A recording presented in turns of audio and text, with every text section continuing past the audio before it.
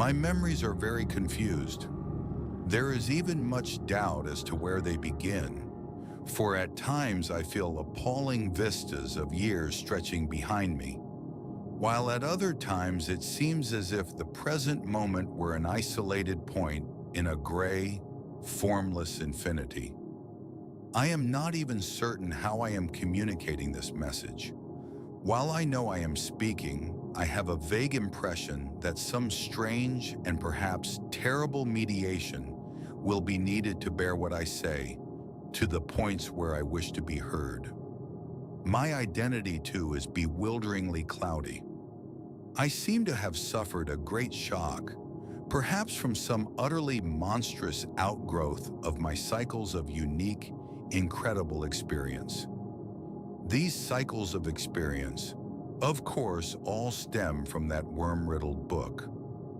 I remember when I found it, in a dimly lighted place near the black, oily river where the mists always swirl. That place was very old, and the ceiling-high shelves full of rotting volumes reached back endlessly through windowless inner rooms and alcoves.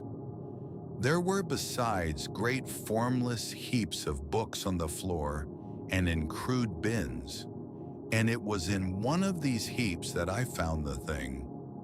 I never learned its title, for the early pages were missing, but it fell open toward the end and gave me a glimpse of something which sent my senses reeling.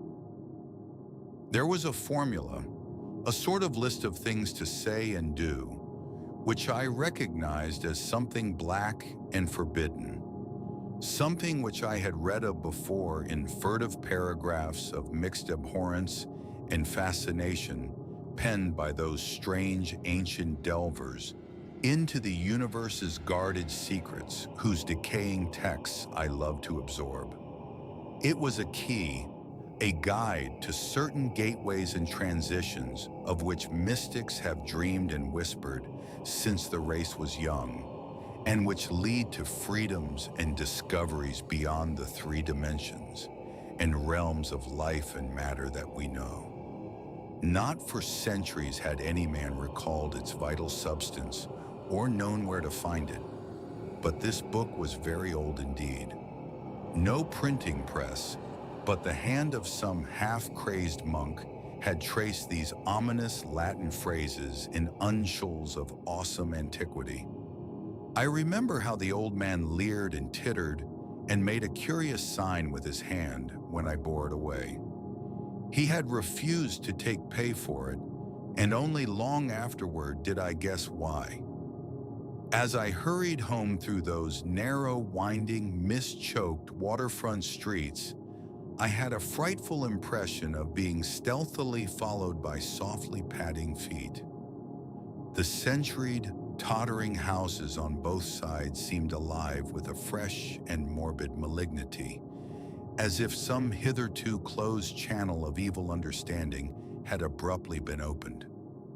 I felt that those walls and overhanging gables of mildewed brick and fungus plaster and timber, with fishy eye-like, diamond-paned windows that leered, could hardly desist from advancing and crushing me. Yet I had read only the least fragment of that blasphemous rune before closing the book and bringing it away. I remember how I read the book at last, white-faced and locked in the attic room that I had long devoted to strange searchings. The great house was very still, for I had not gone up till after midnight.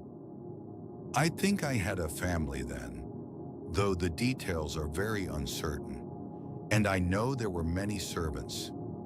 Just what the year was, I cannot say, for since then I have known many ages and dimensions, and have had all my notions of time dissolved and refashioned. It was by the light of candles that I read. I recall the relentless dripping of the wax, and there were chimes that came every now and then from distant belfries. I seemed to keep track of those chimes with a peculiar intentness, as if I feared to hear some very remote, intruding note among them. Then came the first scratching and fumbling at the dormer window that looked out high above the other roofs of the city. It came as I droned aloud the 9th verse of that primal lay, and I knew amidst my shudders what it meant. For he who passes the gateways always wins a shadow, and never again can he be alone. I had evoked, and the book was indeed all I had suspected. That night I passed the gateway to a vortex of twisted time and vision, and when morning found me in the attic room, I saw in the walls and shelves and fittings that which I had never seen before. Nor could I ever after see the world as I had known it. Mixed with the present scene was always a little of the past and a little of the future, and every once familiar object loomed alien in the new perspective brought by my widened sight. From then on I walked in a fantastic dream of unknown and half-known shapes, and with each new gateway crossed, the less plainly could I recognize the things of the narrow sphere to which I had so long been bound. What I saw about me, none else saw, and I grew doubly silent and aloof, lest I be thought mad. Dogs had a fear of me, for they felt the outside shadow which never left my side. But still I read more, in hidden, forgotten books and scrolls to which my new vision led me, and pushed through fresh gateways of space and being and life patterns toward the core of the unknown cosmos. I remember the night I made the 5 concentric circles of fire on the floor and stood in the innermost one chanting that monstrous litany the messenger from Tartary had brought.